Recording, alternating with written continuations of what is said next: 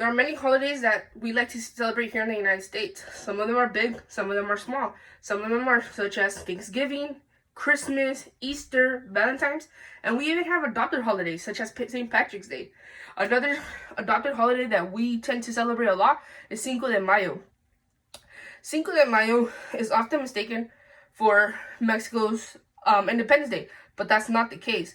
The funny thing about Cinco de Mayo is that this is an adopted holiday that we adopted from immigrants who migrated here into the United States. After researching this topic, I realized that the true history of the Mexican holiday and how it became big in the United States and the traditions that's tied to it. Today I will be informing you about the history of Cinco de Mayo and the cultures that's tied to this holiday. Specifically, I will discuss why people confuse this holiday for Mexico's independence and the traditions that's practiced in the United States to celebrate this holiday and the traditions that's used in Mexico to celebrate this holiday. There are a lot of people who think Cinco de Mayo is Mexico's Independence Day, but that's far from the reality. Mexico's Independence Day is actually September 16. So why do people confuse it for Mexico's Independence Day? The reason is because Puebla and Veracruz made it a huge deal to celebrate this day, according to Juan Castillo from NBC News. Cinco de Mayo started from Puebla, who celebrated this day a year after they won the battle over a small battle in that city when the French tried to conquer the city, but the small Mexican force stopped them. This was huge because it brought Mexico's force a lot of pride and unity because they overpowered a strong force. So now that I've cleared up that confusion, let's move on to see how Mexico celebrates this holiday. Mexico doesn't go all out as we would think they would go out for Cinco de Mayo. It varies from state to state. Like I said, it is very popular in Puebla and Veracruz as they stay to the traditions as wearing traditional clothing, just like seen as this, and they do parades to commemorate this day. They also, all states though, and all over Mexico, they do close and just like government offices.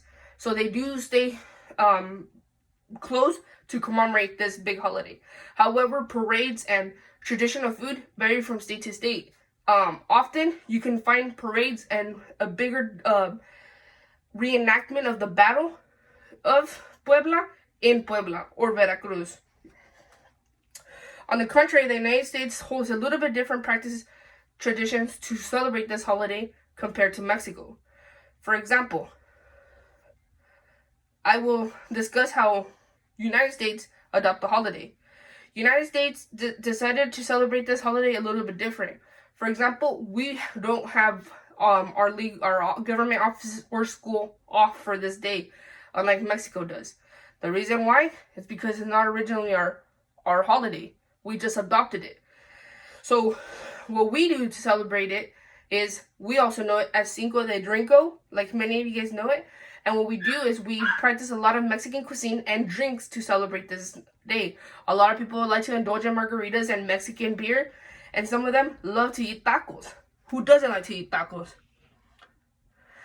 They also indulge in other typical Mexican foods such as enchiladas, flautas, whatever you like, that's how you can celebrate it.